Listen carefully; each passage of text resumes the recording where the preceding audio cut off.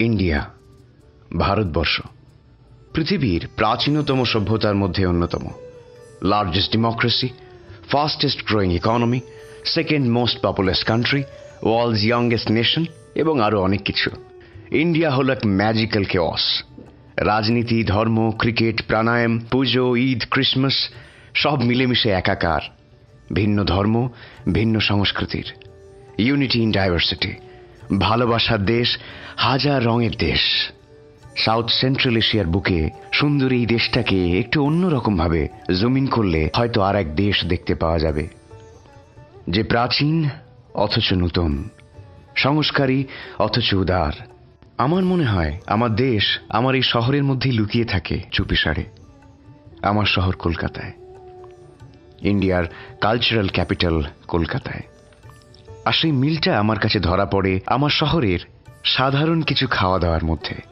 Yes, common food. শহরের সকাল শুরু চা দিয়ে, পেপার হাতে বারান্দায় চায়ের কাপ বা গলির মোড়ে আড্ডা, ঠেক আড্ডা। বাঙালির চা ও আড্ডা হল অক্সিজেন। 70s 80s রকের আড্ডা, বৈঠকি আড্ডায়, কফি হাউসে সাহিত্য আড্ডায়, আসরে, তর্কে, উৎসবে চা এক ধারাবাহিক ইতিহাস, এক সম্পর্ক। তাই এখন আমাদের শহরে ক্যাফেটেরিয়ায় প্রেমিক প্রেমিকার নিকট মুহূর্তে, বর্ষার দিনে গানে, আড্ডায়, গিটারে, কাজের ফাঁকে, ব্যস্ততার ফাঁকে চা কফি আমাদের এক করে রেখেছে। এরপর রয়েছে কলকাতার রাস্তায় অসংখ্য স্ট্রিট ফুডের দোকান, যা প্রতিদিন হাজার মানুষের ব্যস্ত মিছিলে, ঝালে, ঝাঁঝে, তেলে বেঁচে আছে। রোল থেকে শুরু করে লুচি, আলুর দম, ঘুগনি, মোগলাই পরোটা, মোমো, নুডলস, সিঙ্গাড়া, কচুরি। হ্যাঁ, স্বাস্থ্যের পক্ষে হয়তো ভালো না, কিন্তু মন আর জীবের পক্ষে খুব ভালো। So we gladly and proudly compromise our stomach over our tongue.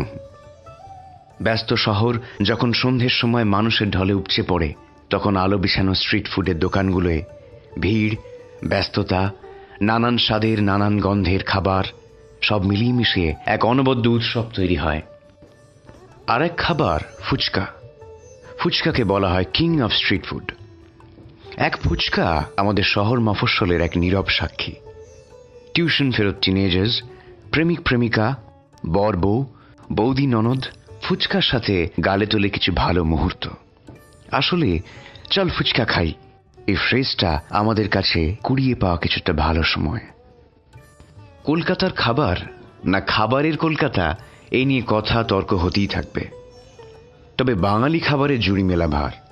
জামাই ষষ্ঠী, জন্মদিন, অনুষ্ঠান, নিমন্ত্রণ, সাবেকিয়ানায় সার দিয়ে পঞ্চব্যঞ্জন সমেত ভাত, ডাল, পোস্ত, শাক, তরকারি, মাছ আসলে এক অন্তরঙ্গ ট্র্যাডিশন, যা চলছে, চলেছে ও চলবে।